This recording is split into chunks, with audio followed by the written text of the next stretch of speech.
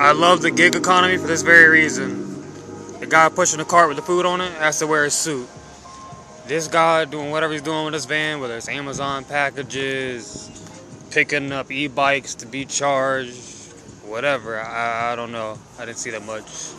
He can wear whatever he want, listen to whatever he want. He ain't got no boss breathing down his neck. The gig economy is a beautiful thing. One of the positive perks of the future and all the technology we have now. But like me, no boss, no business at all. I'm an independent contractor. I am my boss. I'm contracted to do work through DoorDash's name and brand, but that's no different than buying your own McDonald's as a franchise and being the store manager. You run that store. You are your boss at that store. You answer to investors in the corporation that want to work with you and let you use their name. They can, if you're a total douche and you're ruining their name and brand, they can choose to wipe you away from their brand. Like, hey, you cannot represent us anymore. If you continue to represent us on your own, we will sue your ass. Type shit. But not technically firing you, they're just choosing not to do business with you anymore. Just like when DoorDash was slow, I went into business for myself as Grub Stud. I didn't try the hardest to advertise myself, and no matter what you do, it takes time. I still could do catering style deliveries for myself as Grub Stud. I also can multi-platform.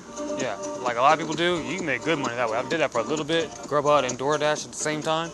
There is a signs to it. You definitely gotta check the map before you accept orders and make sure they're heading vaguely the same direction. Check the mileage, when it's going to be ready. Well, some can't really know when it's going to be ready. You can guesstimate when it's going to be ready. When you get to the restaurant, you find out how long it's going to be. If they say it's 30 minutes to an hour wait on an order, that's a good time to clock in another app, go do another delivery, maybe even 2, come back, have that one ready. You just did 3 deliveries in an hour instead of 1 or 2. Bada bing, bada boom. Now you made $60, $80 an hour instead of $20, $30. It is a challenge though, and there is a science to it. You can do it all wrong and just accept all the orders you get and have a big headache and a lot of pissed off customers going the opposite direction. Just all kinds of fucked up. Believe me. I learned from experience, trial and error. Such is life. But yeah, plenty of people multi-platform. Like Uber is beautiful for that because you can do people and food simultaneously. You can literally, and it's synced more harmoniously for you to do that. So to give you a person to pick up, or give you an order to pick up, and then a person instead of the same route, like DoorDash would give you an add-on, vaguely the same pickup area, vaguely the same drop-off area. So yeah. And I hear Uber pays better. I don't know though, they're stricter on their hiring policy than DoorDash. And I got a record because I'm from a shithole on this planet where the cops will just give you as many charges as possible as often as possible. That is their sole mission. Their mission is not to protect and serve where I'm from. It's to collect money, extort you, give as many charges and tickets as possible. Them against us mentality. Feed the system. Line their pockets. Yada yada. Keep the prisons full. Anyway, I digress. Gig economy is beautiful. The revolution is happening in many different forms. The most powerful revolution we can have, though, I always say this, my number one go-to. We can have a revolution overnight if we all realize that we have power right now, had power, in our spending. The system is set up so we're debt slaves, wage slaves for eternity until you're invaluable to them in the workforce and you retire, which eventually that shit's going to be all dried up and gone, probably in my lifetime. No social security, no pension, none of that shit. You're fucked. Probably no food stamps. That's already starting to dwindle away. Anyway, let me not digress too much. We have power in our spending. So if the system's set up for us to be wage slaves, debt slaves, the immediate counteraction would be control your money. Know the game. Which is why real estate investing is like one of the best things you can do. Learning what the rich people know, how to buy shit with debt so it's tax free. Just learn all the tax loopholes so you ain't gotta pay taxes. And get fucked less by Uncle Sam. With more lube at least. Depending on how much you learn in practice. I'm not digress too much. Power in our spending, right? So overnight, if we just control how we spend our money, revolution overnight. Example. Instead of buying or supporting the businesses that are fucking us, like Bank of America, Starbucks probably. A lot of businesses are involved in shady practices, most of them now, because it's profitable. Like supporting sweat slave shops and shit, almost all of them, like Walmart. Amazon's hella convenient, and they've already taken over the world, so not using Amazon's not going to make the hugest effect. I had to come to terms with that, but they're also doing good through Whole Foods, so it's like, fuck. They're doing some shitty shit that all the businesses are doing is just part of being a big conglomerate, which is, treating people like robots and being expendable. The short answer of that. Who knows what else they're involved in? I don't know, Alexa. I'm not going to go down the conspiracy rabbit hole. But instead of supporting them, you could buy things like Tom's. I only buy Tom's now. Why? Because Tom, the original motto and platform was every pair you buy, a kid in need gets a pair. Beautiful platform. Now they do other things with your money as well, like helping the environment, yada, yada, yada. Look up Tom's yourself. Wear good, do good. That's their slogan now. And they have a lot of options. They're stylish. I like them. And comfortable. Minimalist shoes. But wear good, do good. That's the concept, right?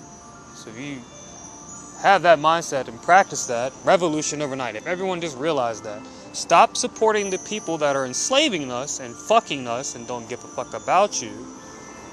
And spend your money more wisely on local mom and pop shops. If you're black and you want to support black business, don't talk about it, be about it. Actually go support black businesses. On a regular. Or if you're Chinese, go support Chinese immigrant businesses. Help them survive here and support their families back home. Or if you're Hispanic, whatever your stick is. Spend your money more wisely. It's going to be more valuable to you and your community. Have power over how you spend your money. No one can stop you from doing that. If you make money, like no one has a gun to your head every day telling you how to spend your money. Not yet. If they put chips in all of us, that's where they're heading. Okay, I'm not going down a conspiracy rabbit hole, but they are trying to control your spending. Bitcoin is a revolution in itself, decentralized currency. Anyway, power in your spending. Just on a simple, let's just keep it simple for now. Don't support the people fucking you. Support the people that you like. And that are doing good. Which is why I like Whole Foods. They got all kinds of companies. If you just read their mission statements on the back of the packages, all kinds of companies are doing good. Supporting organic, regrowing trees, fair trade, giving more to the farmers directly, shit like this. Yeah, support farmers markets. Instead of going to Walmart to buy your groceries, go to the farmers market and help your local farmer directly. Or even better, when they're not at the farmer's market, go directly to the farm. There's lots of places in Oregon, at least, you can pay ridiculously cheap prices to pick berries right from the vine. Fresh, it's like as fresh as it gets. And whatever else. So, let me not lose my dash ranking too long.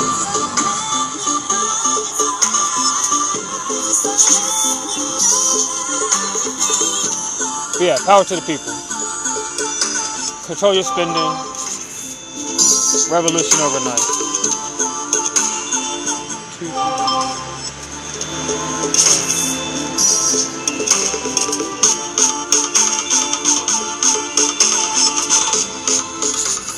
Like, can you imagine what would happen to Bank of America if overnight everyone, this is just one example, I'm not even talking about stores, just where you keep your money and who you let transact your money on a simple level. Because they're like the biggest, the banksters are the worst. So let's just go right to the root. Can you imagine what would happen to Bank of America if everyone overnight said, you know what? I did some research and found out that you're shiesty as fuck and I don't support you and what you stand for. I'm removing all my money. Never doing business with you again. I'm going to my local credit union. On Point community credit unions where I now transact my money and such. But can you imagine what happened to Bank of America? A, they'd be pissed. Two, they'd be pissing their pants and panicking. And actually, well, they'd be doing a lot of shiesty shit to fuck us over to save themselves. But they wouldn't be happy is the point. They'd be fucked is the point. That's just your bank. Now imagine if you did that with every business. Let's say if everyone said, I'm never ever doing business with someone who supports sweat slave shops. I'm only supporting local businesses. All those businesses overnight are fucked. And you're going to have to do drastic changes to survive. They're going to be in survival mode to us being in survival mode. Overnight, you flip the switch just like that. Instead of us being in survival mode, they're survival mode. They're now getting pen and paper, taking a list of demands from us. Just like that. Long story short. Revolution overnight. We have the power. It's just a matter of everyone having the discipline to execute it. Consistently and together. Consistently and collectively. That simple. The most peaceful and powerful revolution ever. Just in the snap of a finger overnight, literally. If we all just came together and had one giant meeting and all agreed, we're going to take our money out of the banksters' banks, put them in credit unions, and stop supporting fucked up people and support local business. All of them. Corporate America's pen and paper. What are your demands? Just like that. What can we do to make you spend money on us again? Just tell us. Plant more trees. Okay. Stop cutting down trees to build more buildings. Okay. Give a fuck about other people. So I have less. Okay. Just stop mass murdering motherfuckers for the sake of profit in general. Okay. Okay. This is a lot. This is a lot you're asking. Is there anything else? No more sweat slave shops. Okay. Oh, so we can't. Sorry, China. Can't do business with you. Fuck. That's a big one, guys. That's a big. You're asking a lot here. I thought we were done after the no more mass murdering for profit. We really can't make shit in China anymore? Fuck.